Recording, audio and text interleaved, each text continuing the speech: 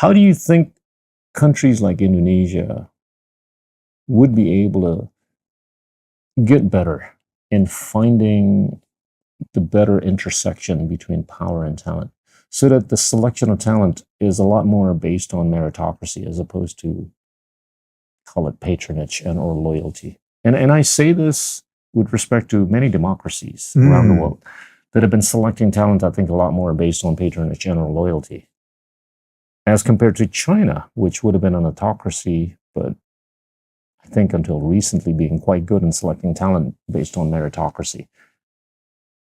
Wow, that's a big statement, my friend. This is a challenge. So 2024 is the year when more elections take place than I think has ever happened before in history. So a vast proportion of the world's population has gone to the polls, and some of those have been free, fair elections, and some have been ones where you knew who was going to get voted in before anybody went anywhere near it. The kind of autocracy that's you're describing there. In terms of bringing on that talent, I saw the impact of education in Afghanistan over the last 20 years. Yep. Just as an example, I was there just as the Taliban were booted out in 2001, and I was there a few years before the Taliban returned. I was last there at the end of 2017. And there is now, through a great deal of effort, including by the United Kingdom and by Indonesia, there is a whole swathe of millions of young and not so young Afghans who are highly educated, who are globally connected, who understand what is out there and is available to them in the world, and they want to be part of that.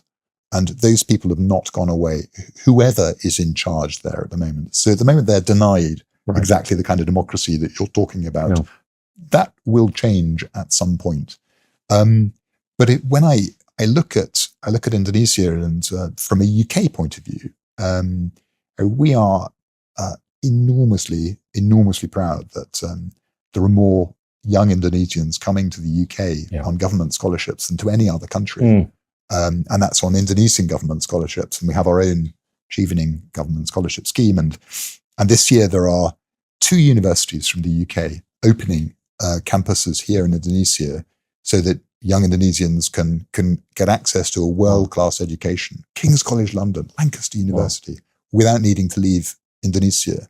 And I think that whole Sumber Daya Manusia, the bonus demografi Indonesia, that whole narrative is one of recognizing that to achieve the potential of this country, Indonesia Emas, M45, that's going to depend on the people and that investment in the people. I agree. Yes, infrastructure is important. Yeah. Yes, the energy transition is phenomenally important to having a clean future. But actually, seeing the reports of Indonesia becoming maybe the world's 5th largest economy by 2045. Amen. Exactly. And that is achievable, but only achievable with that kind of investment, with that investment in people. And I think that the UK can play a part in that. But what I also see is planning and preparation in Indonesia to start opening up in a way that that will allow those, if you like, to cherry pick from the best around the world in terms of bringing in